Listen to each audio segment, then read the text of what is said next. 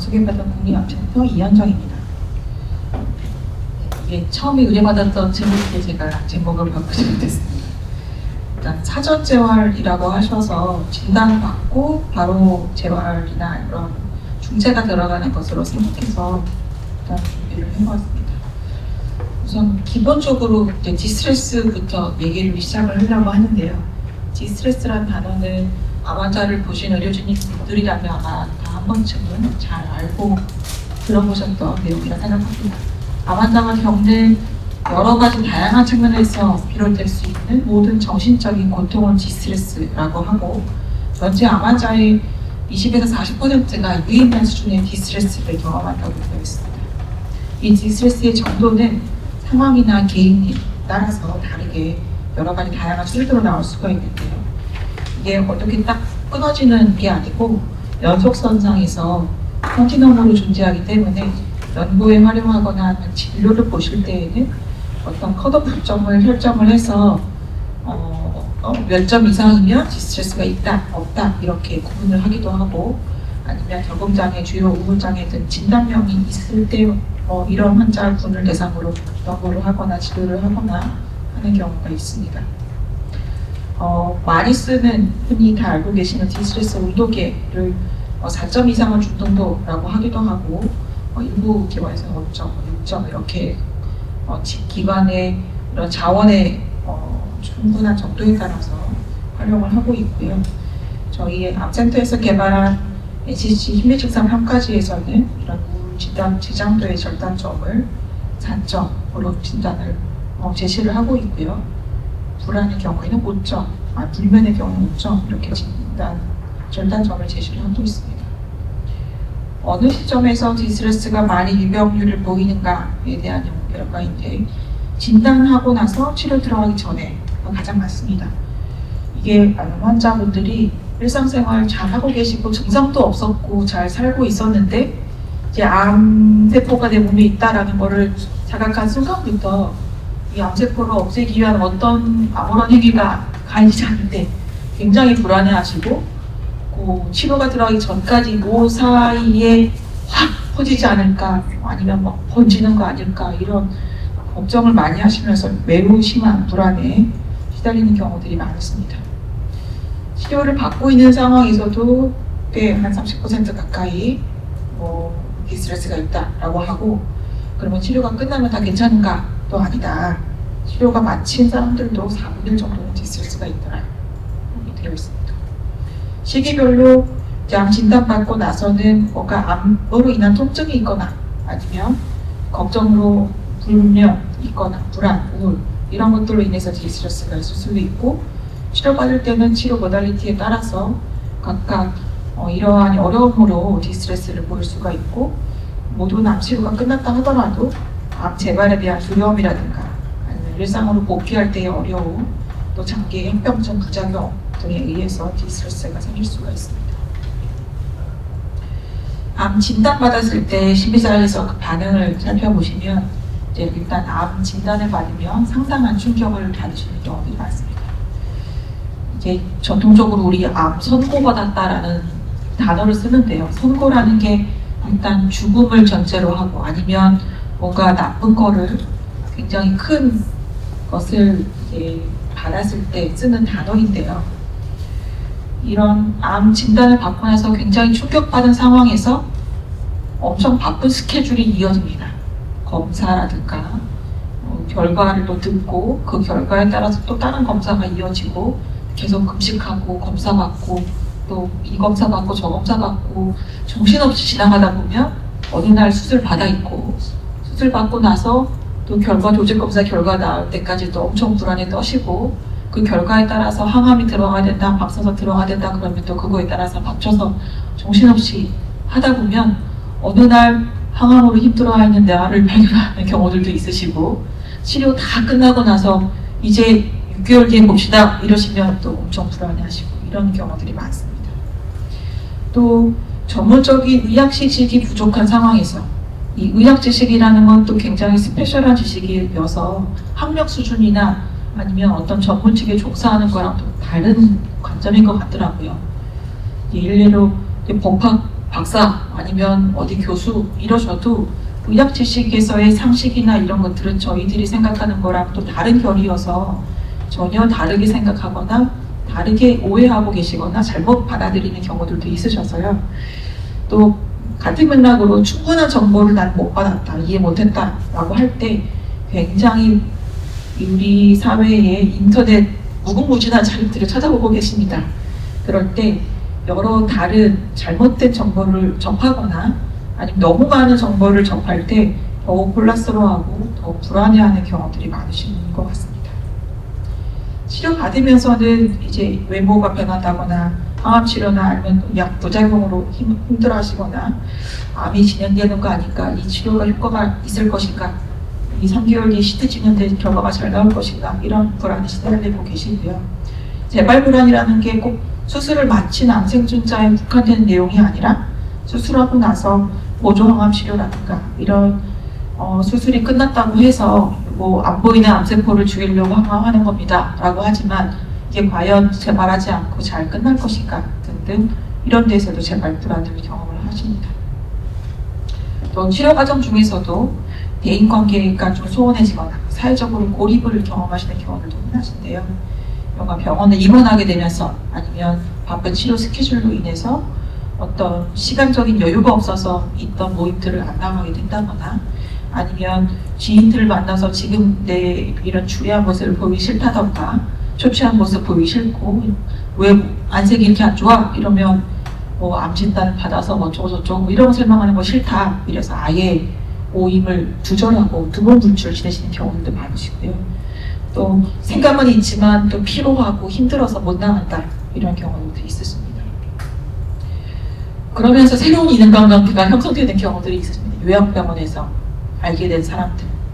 그래서 동병상련을 겪으면서 정보를 주고받고 이런 거가 또 일면 도움되는 면도 있지만 제가 봤을 때는 이것도 성격에 따라서 아니면 본인이 타고난 성향에 따라서 요양병원에 가시는 게 득이 되는 경우들도 있고 실이 되는 경우들도 있고 굉장히 불안도가 높거나 이런 분들 같은 경우면 저는 되도록 요양병원 안 가시는 게 낫다 설명을 드리기도 하고요.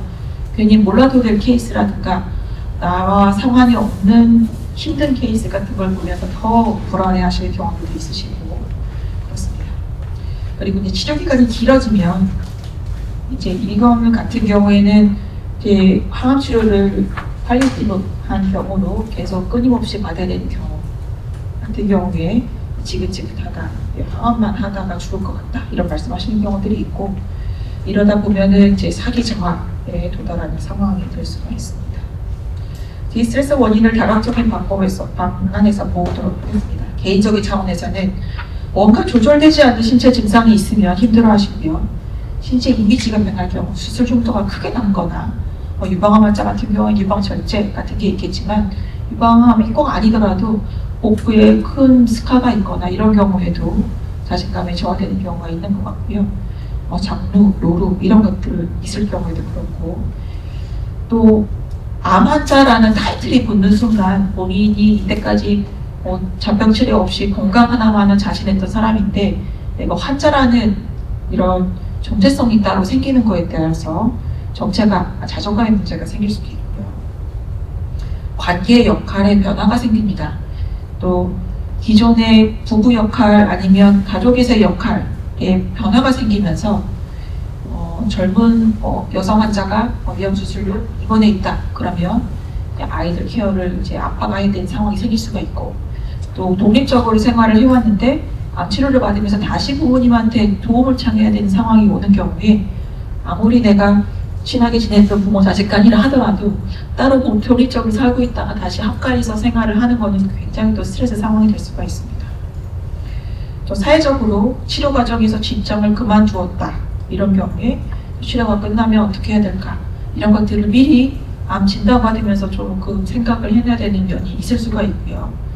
주변에서 이제 이거는 이제 암 치료 끝난 경우에 해당되는 얘기인데 암 치료가 끝났을 때 암 치료가 끝났으니까 이제 예전처럼 다 모든 거를 역할을 다 해라 할 경우에 내가 느끼는 나의 컨디션이 주변의 기대와 아니면 내가 느끼는 기대감과 실제 나의 상황이 맞지 않을 때 스트레스를 많이 받으실 수가 있습니다. 경제적인 문제가 동반됐을 때 마찬가지고요.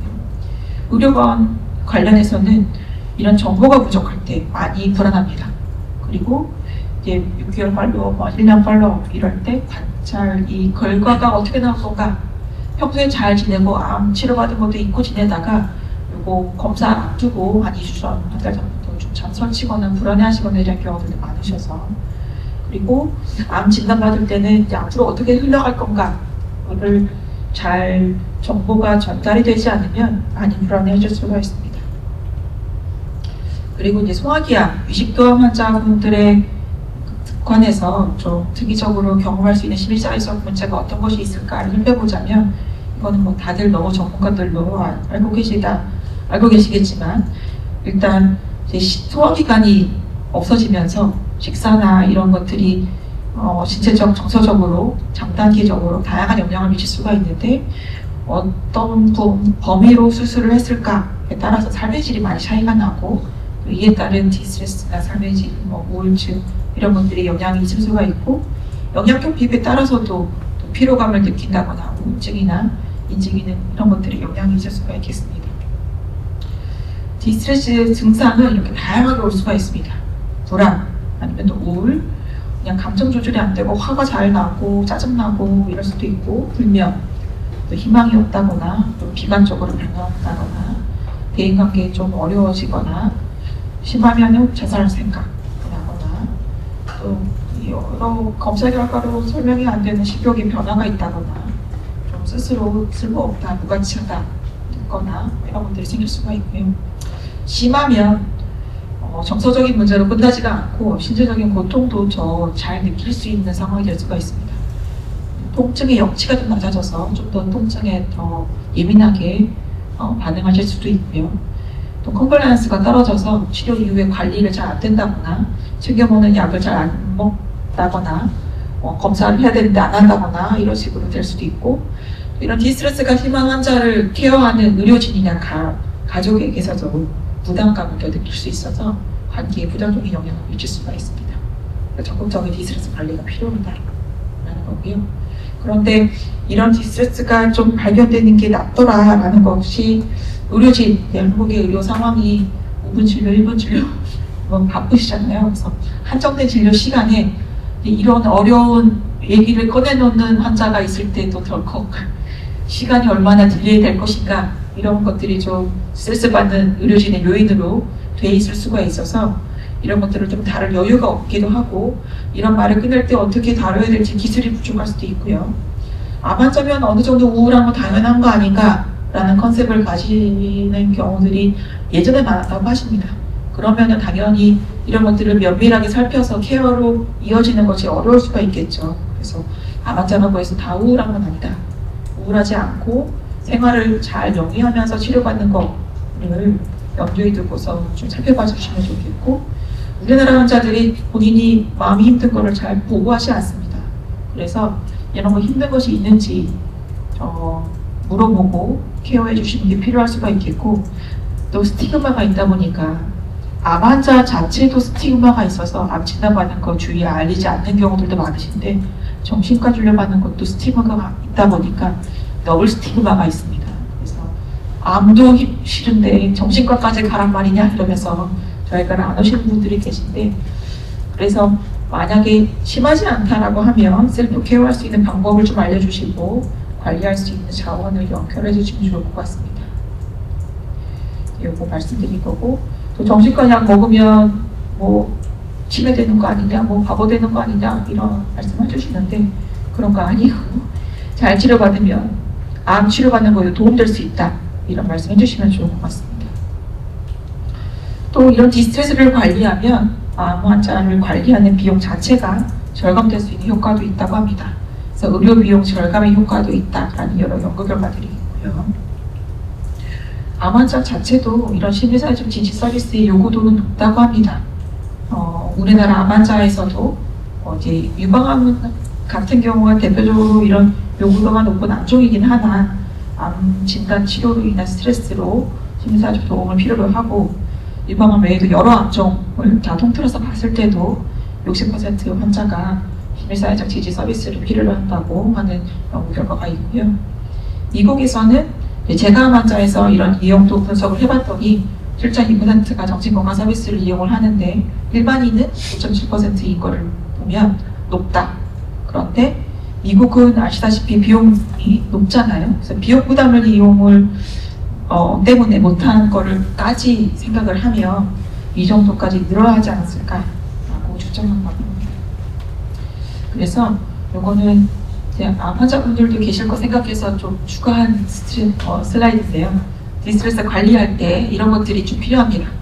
본인이 어떤 상태인지를 알고 어떤 치료가 앞으로 이어질 거고 치료하면서 생기는 증상들이 이런 게 생길 때 어떤 걸로 관리할 수 있는지를 알면 불확실함에서 오는 불안을 많이 좀 줄일 수가 있고요. 또 본인의 신체적인 상황에 맞는 활동을 하시는 거가 필요하고 일상생활에서 또 운동 안 하면 암 환자들 죽는다더라 하면서 너무 또 하시는 분들도 간혹 계시거든요. 그러면 이제 활동과 휴식을 균형을 유지하는 게 필요하고 본인의 감정을 들여다보는 게 필요합니다. 그래서 힘든 게 있을 때 이거를 또 억누르고 좋은 감정을 해야 된다고 했어 라고 하면서 나는 또 왜 긍정적인 마음을 못 갖나 이러면서 본인을 이렇게 비난하지 마시고 주변에서도 마찬가지입니다. 왜 그런 생각하고 있어? 좋은 생각해 라고 하는 거가 오히려 긍정심리학의 횡포라는 말도 있는데요. 이게 좋은 마음이 내가 안 하고 싶어서 안 하는 게 아닌데 좋은 마음은 당연히 할 수 있는데 안 되는 걸 수도 있거든요. 그럴 때는 힘들구나 라고 공감해 주시는 게 훨씬 도움됩니다. 본인이 내가 마음을 안정시키는데 어떤 게 도움이 됐었는가를 떠올려 보셔서 내가 기분이 안 좋을 때 이거 하니까 좋았더라 하는 방법을 떠올려서 그 방법이 나한테 또 효과 있을 가능성이 많기 때문에 떠올리시는 게 좋고 또 불안한 마음을 안정시키는데 뭐가 좋더라 해보시면 좋을 것 같습니다. 사소한 거라도 좀 재미있는 게 뭐가 있을까? 암 환자라고 해서 치료에만 올인하는 건 저는 아니라고 생각합니다. 생활을 해가면서 치료가 있는 거죠. 치료를 위해서 하는 게 아니니까요. 그래서 뭔가 즐거운 게 하나라도 있을 거를 만들어서 하면서 치료받는 게 필요하다고 생각을 하고요. 암 환자라고 위축되지 말고 대인관계 유지하시는 게 필요하고 이런 불안한 거를 달래고자 술, 담배, 카페인 이런 거에 함유가시면 안 되겠고 통증 이런 거 아까 조절되지 않는 통증이나 신체 증상이 있을 때 디스트레스 있을 수 있다고 했으니까 그런 것들을 적극적으로 관리하는 게 필요하고 이런 것들을 다 해봤는데 안 되더라 그러면 전문가의 도움을 구하시는 것이 필요합니다. 이거는 제가 암생존자 관련 사업도 같이 하고 있는데요. 저희 암생존자 통합지지 사업에서 운영하고 있는 유튜브 채널입니다. 그래서 암생존자 통합지지센터 검색하시면 여러 가지 교육 영상 아니면 운동법 이런 것들 다 나와 있는데요. 이완훈련 굉장히 솔직히 배워보고 활용하고 효과도 좋은 방법입니다. 그래서 평소에 좀 예민하다 하시는 분들은 저희가 매일 돋닥듯이 하시라고 설명을 드리고요. 잠 못 잔다 이런 분들 소파에서는 좋은데 소파 침대만 가면 깬다 이런 분들 누워서 하시라고 설명을 드립니다. 긴장되고 불안하고 이런 것들 있을 때 나올 수 없는 호흡법이 복식 호흡인데 이런 것들을 일부러 편안할 때 하는 호흡을 하면 긴장도도 떨어지고 마음도 편해지고 할 수가 있습니다. 호흡을 집중하니까 난 더 긴장되는 것 같아요 하는 분은 옆에 점진적 근육이완법이라고 해서 몸의 근육을 부위별로 나눠서 이완시키는 방법입니다. 힘 빼세요 하면 잘 못하지만 힘을 줬다가 빼면 힘 빼는 느낌을 더 잘 알아서 몸의 근육을 이완시키는 방법으로 활용할 수가 있습니다. 그리고 다음으로는 제가 지금 하고 있는 연구인데요. 저한테 의뢰하신 건 혹시 이런 연구도 염두에 둬서 의뢰하신 게 아닐까 싶어서 소개를 드립니다. 암생존자 헬스케어 기술 개발 연구로 저는 이제 디스트레스 자가 관리를 위한 모바일 앱을 개발해서 임상 연구를 수행하고 있는데요. 진단 시점부터 암 치료 끝난 암생존자분들이 손쉽게 병원까지 오지 않고 좀 정보도 얻고 심리 중재를 받을 수 있는 모바일 앱을 개발해서 하고 있습니다. 그래서 평가를 해서 평가에 따라서 경도 디스트레스, 좀 중등도 이상 디스트레스 부분을 나눠서 경도와 디스트레스의 각각의 심리 중재 서비스를 받을 수 있는 것을 개발을 하였고, 공통 심리 교육이 있고요. 이완 훈련이 각자 좀 포함이 되어 있고, 암 치료 전, 중, 후 단계별로 이제 본인이 어렵다고 하는 거가 치료 단계에 따라서 정보가 조금 다르게 들어가는 것이 있고, 우선은 저희가 유방암, 위암, 췌장암으로 교육을 마련을 하였습니다. 심리중지 프로토콜은 이제 경도 같은 경우에는 총 8회기로 주 1회 접속해서 중대받을 수 있는 분량으로 하였고요. 중동도는 주 2회 접속해서 총 8주 동안 중재가 이어지게 됩니다. 그래서 경도 디스트레스 같은 경우에는 이제 심리 교육 콘텐츠가 있고, 심리 교육을 받고 이제 이완 훈련을 실습할 수 있는 것이 같이 이어집니다.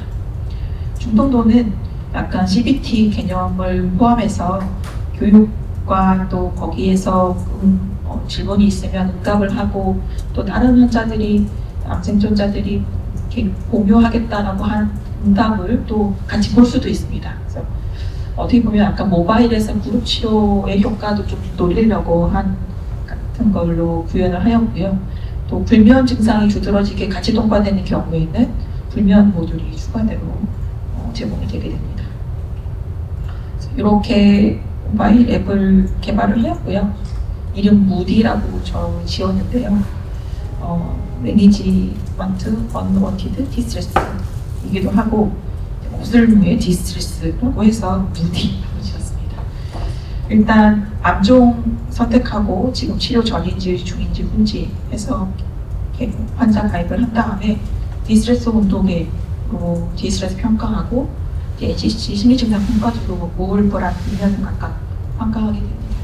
이 평가의 컷오프에 따라서 경도와 중등도 이상으로 구분이 되면 평가 결과에 따라서 지금 어떤 심리 상태고 암 관리가 필요하고, 문제 목록을 저희가 정보를 제공을 할 수 있는 걸로 따로 좀 선별을 해서 평가를 하게 되어서, 거기서 자기가 문제가 있다고 체크한 것들을 따로 리스트업을 해서 링크로 그 정보로 바로 갈 수 있게끔 만들었습니다. 암 진단 후 치료 전 단계에서 저희가 걱정에 대한 컨텐츠가 있는데요. 진단받고 굉장히 두렵고 혼란스러울 때 이런 사이코 에듀케이션 머티리얼이 들어가게 됩니다. 그래서 평가하고 이 평가 결과 보고 이런 것들을 대시보드에서 이렇게 볼 수가 있고요. 여기 나의 증상 관리라고 되어 있는 여기를 가시면 이렇게 내가 아까 체크했던 문제들을 좀 봐서 나중에도 다시 한번 이 결과를 정보를 볼 수 있게끔 만들었습니다. 그래서 평가 결과를 확인하고 시간이 약간 있어서 앱을 살짝 보여드리겠습니다.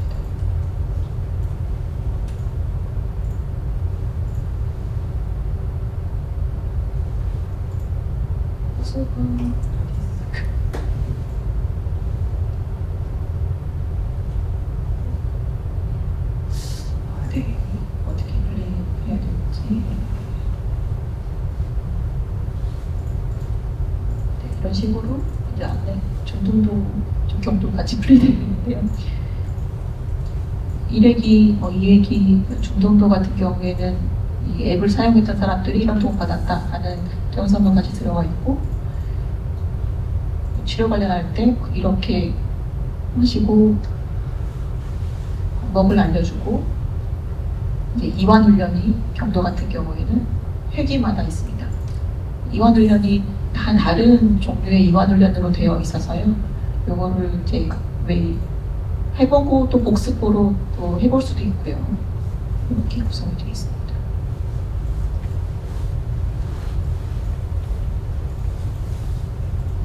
그래서 지금 임상 연구 진행 중이고요.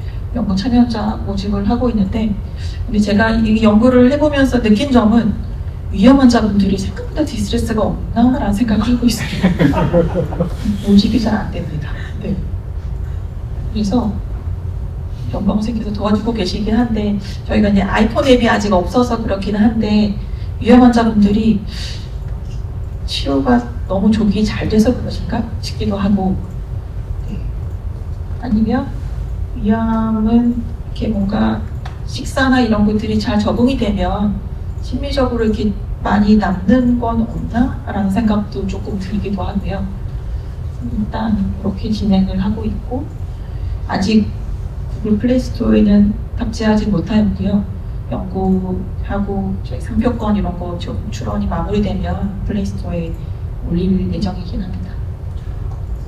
요거 올해까지 연구 마무리여서요. 뭐 끝나면 그 데이터 정리해서 분석할 예정이고, 네, 이상입니다.